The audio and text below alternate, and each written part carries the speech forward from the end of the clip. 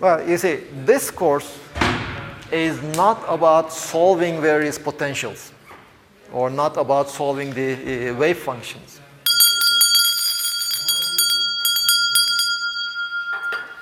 This course is more about the concepts. That's why we don't go into the details of how to solve such differential equations. That you will do in quantum mechanics. But here in this course, at least, we will be more discussing about the concepts.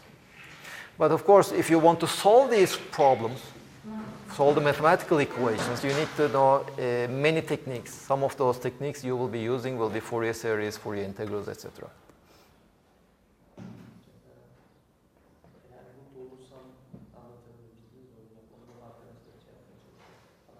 Okay.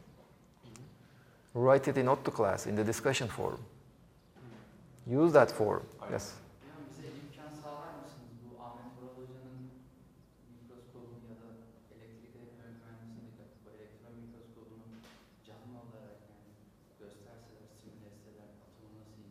You mean the simulation or?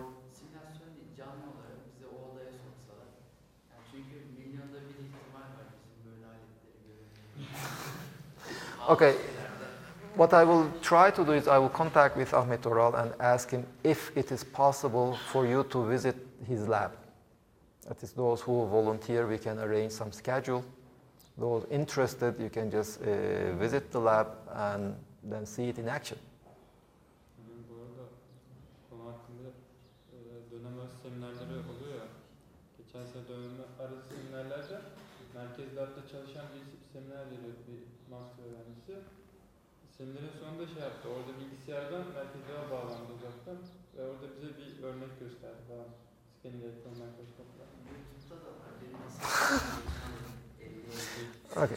Visiting the center depends on how many of you will ask for it also. I mean, visiting the center lab with a large group probably will not be possible. But we can arrange the atomic force microscope in the department. This much. Yeah, you can just hold it. No, you just connect it with to a computer with your USB. Hmm?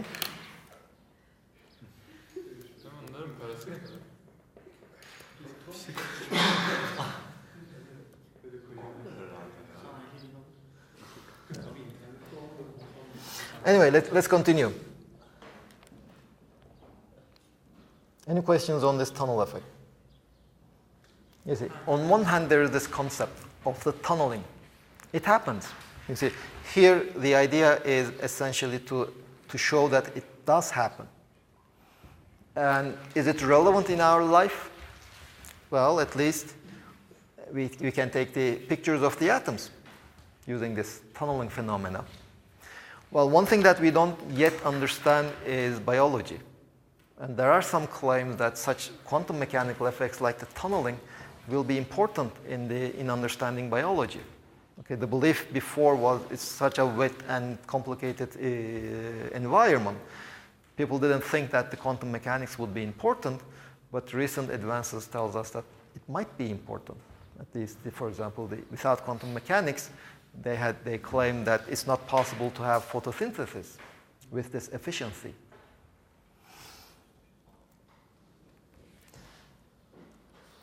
Now, for us, another important system is the harmonic oscillator.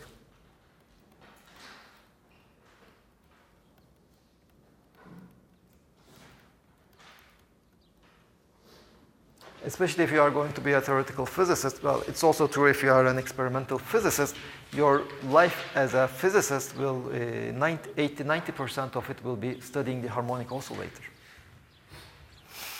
Why? Well, let's just assume you have some arbitrary potential. Physics always revolves around the minimum of the potentials. So let's say this is the minimum. And let me choose my x-axis and the y-axis such that the minimum is at the origin.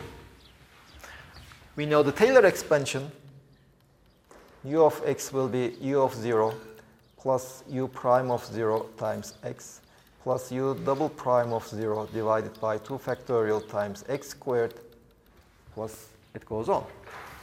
Well, u of 0, you can always shift your potential such that u of 0 is 0. Well, it is a minimum. The ground is the minimum of the potential. The definition of the minimum of the potential is that its derivative is 0. So u of x, if you are sufficiently close to the potential, will have this form, approximately. This is the harmonic oscillator.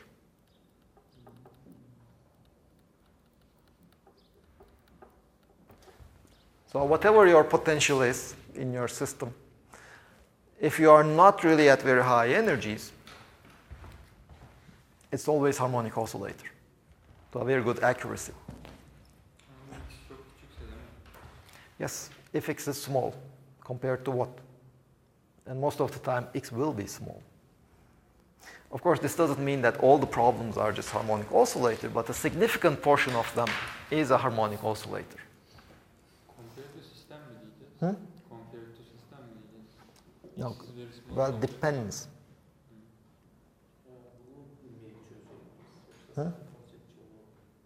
Yeah, the concept is over. Let's go. No, we will not solve it analytically. Yes.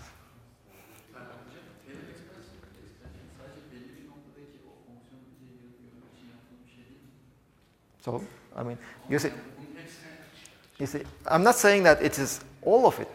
What I am claiming is, let's look at a crystal. Well, what's a crystal? You have atoms. They are fixed by their interaction with the neighboring atoms. So what happens here at this atom? It will see a potential well. So if you just look at the lowest row, it will see such a potential well.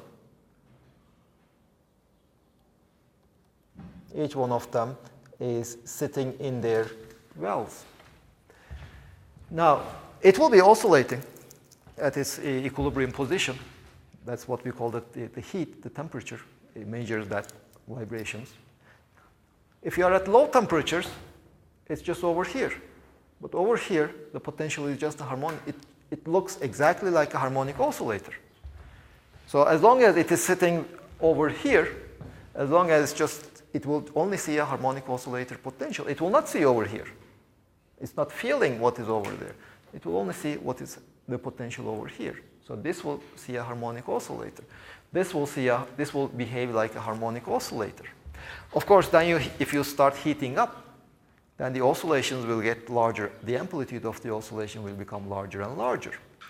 And for example, if the amplitude of oscillation you estimate is half of this separation, then the harmonic oscillator approximation, that's an approximation, will not work. But then the system starts to melt. So if this is displaced by a distance that is comparable to half the separation, well, it can just as well go to the other side. So then you have these atoms moving around. That is what we call melting of a crystal. But for most problems, as I said, as long as you are at low temperature will also change from system to system. Now, here in this case, the low temperature will basically mean that up to the temperatures in which the displacement of the atoms is smaller than half the lattice spacing, or X should be smaller than half the lattice spacing in this case, not the size of the system, but in this case it's the lattice spacing. That's important. This will be a harmonic oscillator.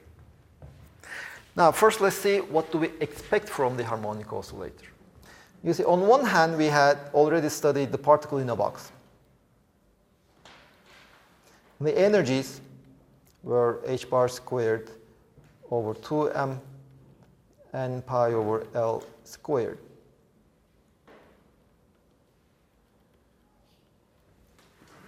As the energy is increasing, the energy increases. Furthermore, the spacing between two energy values. Let's get this one, En plus 1 minus En. This will be typically proportional to n over L squared.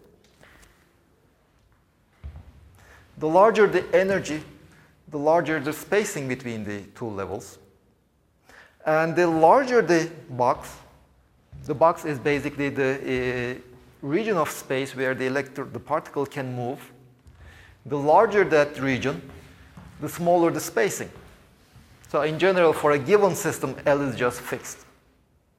And as you go to higher and higher energies, the spacing between the energy levels increase. Then we solve the hydrogen atom.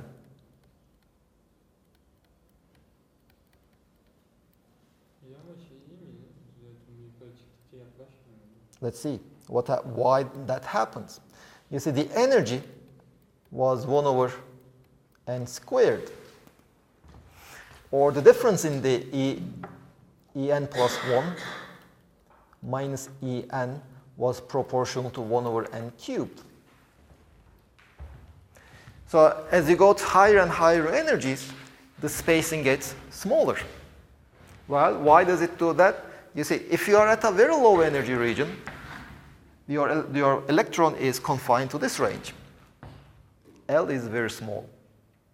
If you go to higher and higher energies, L becomes larger. The electron can now move from here to here. In this case, L is not, I mean, you can compare this with the particle in a box case, with L also becoming larger and larger as n is increasing. That is why here, in this case, the energy levels will be increasing because as the energy is increasing, but at the same time, the spacing should be decreasing as L is increasing. So here we have both effects. As energy increases, L also increases, but in this case, L wins. L increases much faster than the increase in the energy. That's why the spacing is basically 1 over n cubed.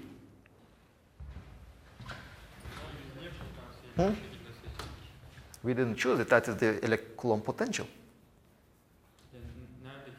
Hydrogen atom. 1 over R. This is the potential.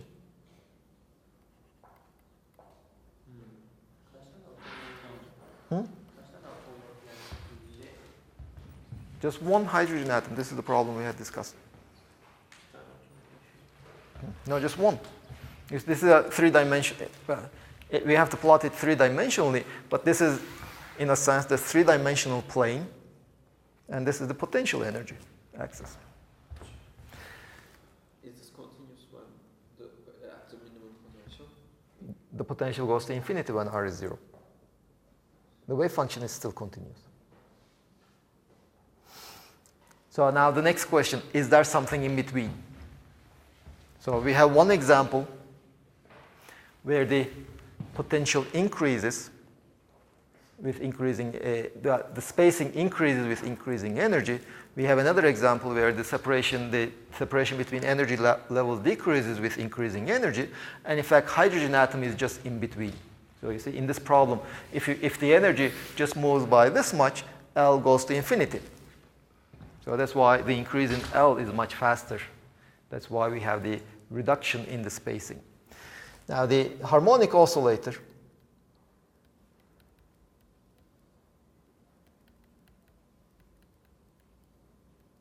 it's basically in between.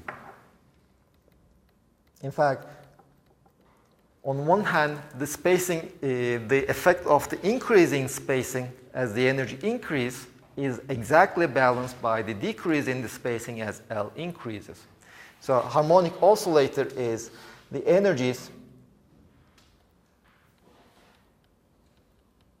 minus En is actually exactly equal to h nu or h bar omega, whichever one you like. Now, we will not solve this.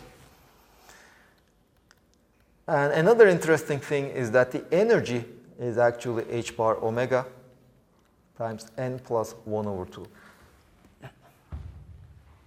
This is also important because you see what it tells us is that even the ground state has some energy. And in fact, if you calculate the average kinetic energy, P squared over 2m, and average potential energy, These are both equal to h bar omega over 4 in the ground state.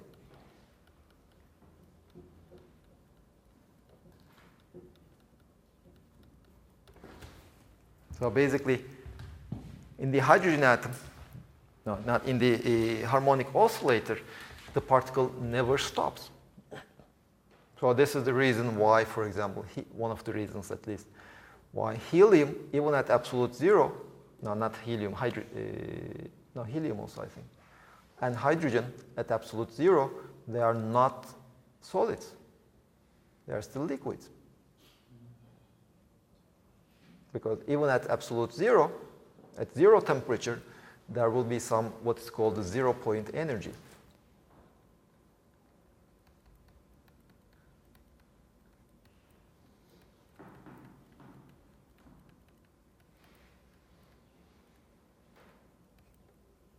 There's always a minimum energy of this oscillator.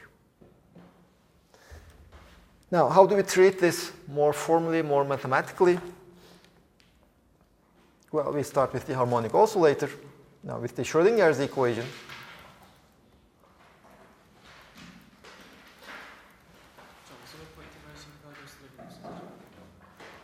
let me write this.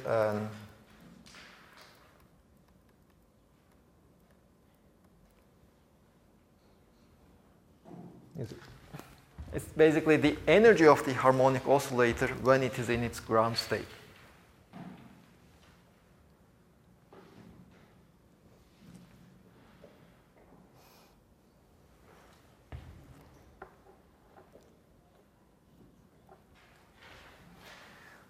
Now, whenever you have such a problem, the first thing you should always do is to get rid of some of the parameters. You see, x, what is the unit of x? But why should the harmonic oscillator care about the meter? It doesn't. So let's make a change of variable. Let me call x to be some alpha times u. I don't know what alpha is, but it will be some natural length unit for this problem. I will choose what alpha will be. And u is dimensionless.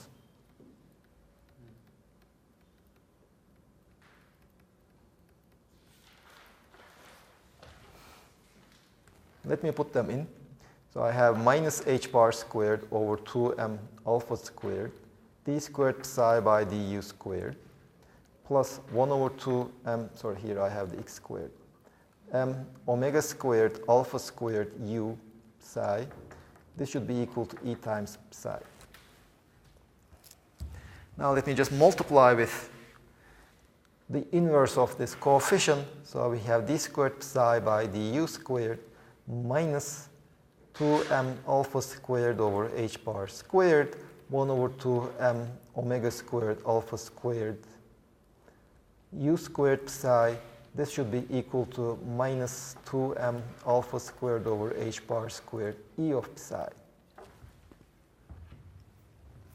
Now, alpha is something arbitrary that I am free to choose.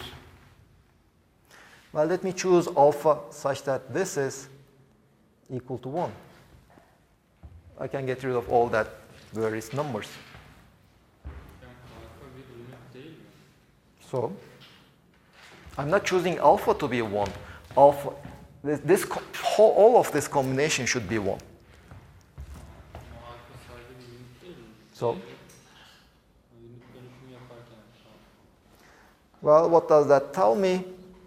M squared omega squared over h bar squared alpha to the 4 should be equal to 1, or alpha should be equal to h bar over m omega to the power 1/2.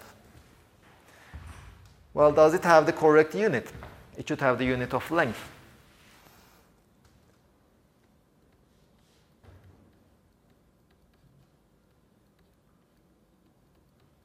This is 1/2. What is the unit of h bar? Joule seconds, or kilograms meter squared per second squared times second. This is the unit of h bar. Hmm?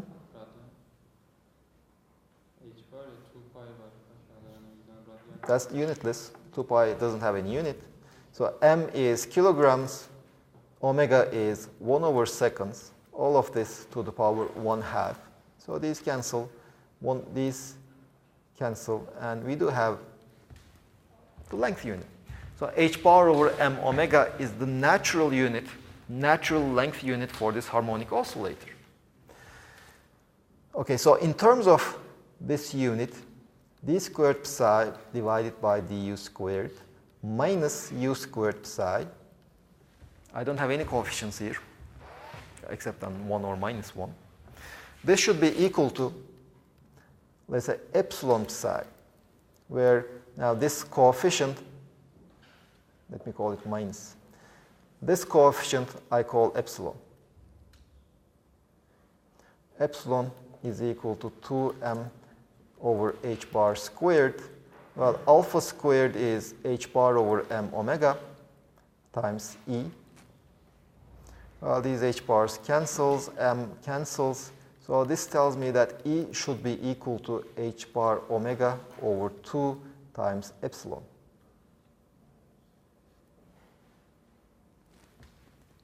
You see, I already know something about the energies. The energies depend only on omega. They don't depend on the mass. Of course, omega depends on mass, but they depend on mass only through omega. Well, how do I know this? Well, epsilon is a solution of this equation. This equation doesn't have any parameters. So epsilon is just some number. And that number doesn't depend neither on m, neither on k, and nothing. It doesn't depend on anything. It's just a number like 1, 3, 5, and in fact it will just turn out to be 3 halves, 5 halves, 7 halves, etc. Doesn't the epsilon has energy inside it, so the energies, why don't they cancel out? No, you see, what do you mean by epsilon is this one. Here, this is the definition of epsilon. Epsilon is defined as 2 over h bar omega times e. I'm trying to find e, but I converted my equation into this form, where this form, the solution of this equation, will tell me what are the values of epsilon are, but this equation doesn't have any parameter. So for every harmonic oscillator, this equation will be exactly the same. The possible epsilon values will be exactly the same, and hence the energy, the form of the energy will be exactly the same. Well, different harmonic oscillators will probably have different omegas, but that will be the only difference.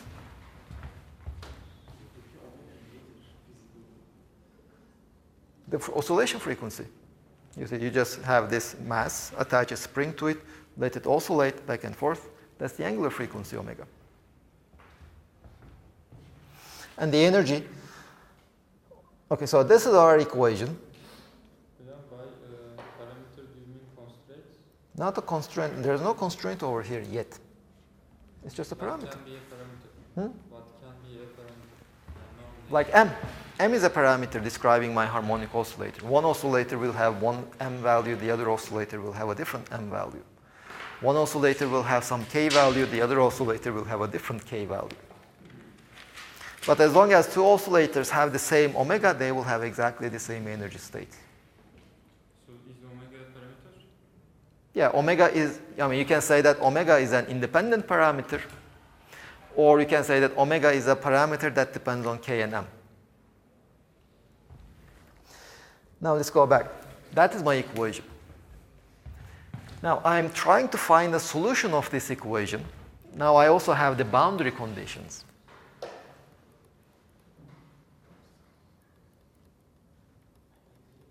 This should be 0. Now, not all solutions, you see, this has infinitely many solutions for every value of epsilon. If you just give me one epsilon, this equation has a solution for that epsilon. But not all those solutions satisfy this condition. For an arbitrary epsilon, if it goes to 0 at x is equal to minus infinity, it goes to plus infinity at the other end. Or in general, in fact, it goes to infinity at both ends. Only for special values of epsilon, that equation plus this condition has the solutions, and that special values are for epsilon is an odd integer.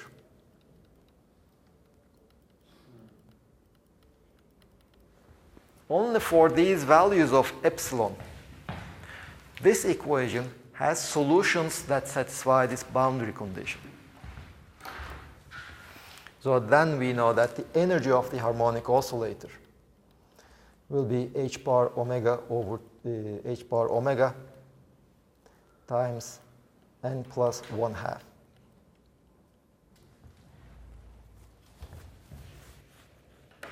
And this has discrete energy values whose spacing, if this is the potential energy, we have an energy state right over here. This is the ground state. There is another energy level over here. This has energy 3 over 2 h bar omega. And another one over here, which has an energy 5 over 2 h bar omega, etc. The spacing is always h bar omega. Maybe that epsilon is a solution to the Schrödinger's equation, right? No. E is the eigenvalue of the Hamiltonian. Epsilon is the eigenvalue of this equation. This operator over here.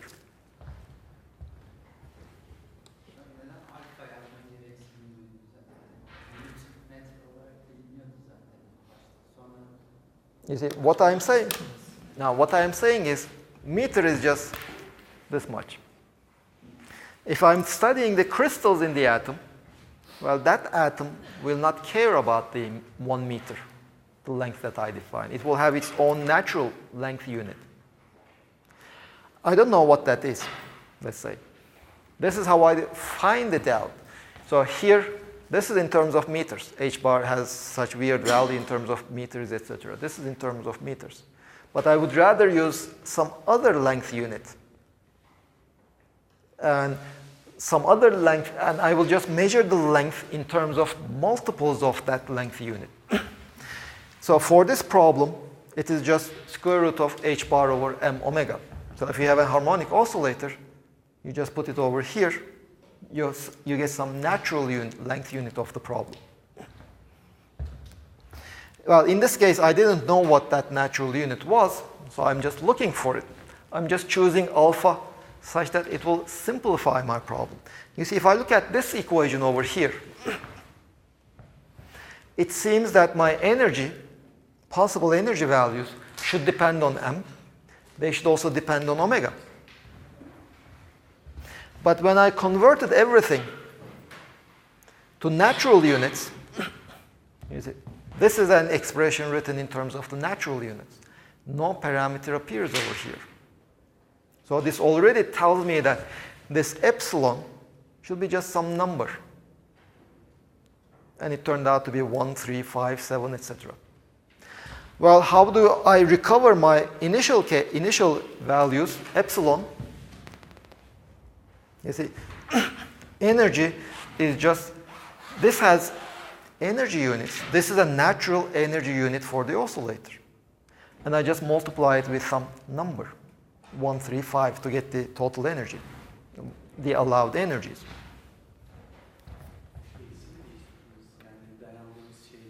No, rather than using this length as my length unit, I use this length as my length unit. Rather than using joules as my energy unit, now I'm using h bar omega as my energy unit. So that the energies will be, let's say, 1 over 2. That is the energy of the ground state, 1 over 2. Then you ask, okay, that doesn't have the energy unit, but the energy unit I'm using is h bar omega. So it's just 1 over 2 times h bar omega. When I tell you that the energy of my system is 5, you should read it as 5 times h bar omega over 2.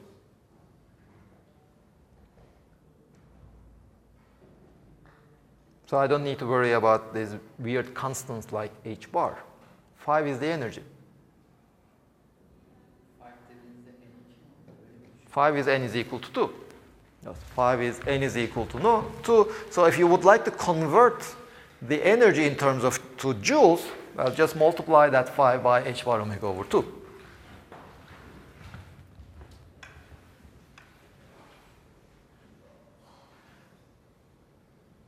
Similarly for length. For example, the amplitude of oscillations will be, let's say, 1. Then if you are curious about finding this 1 in terms of meters, just multiply it with alpha.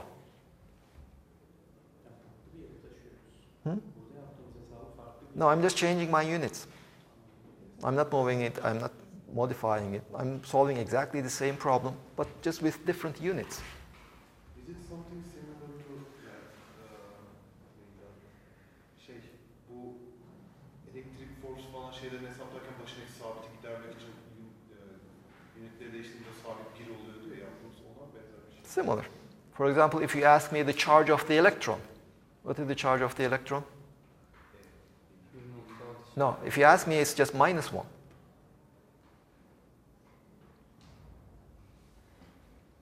The charge of the helium nucleus?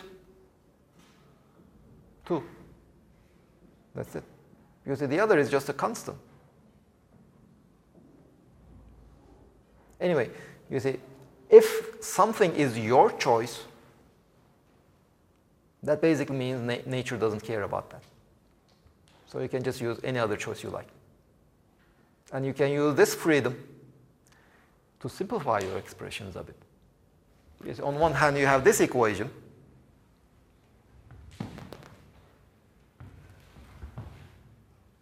You have this equation. On the other hand, you have this equation. They are exactly the same equation, describing the same physics, just using different units. Yeah. So I just get rid of them. Okay, any last questions?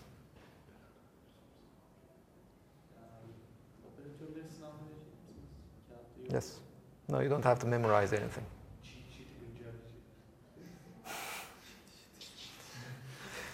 Okay, I will upload the cheat sheet so that you can check if there is something missing. Just let me know.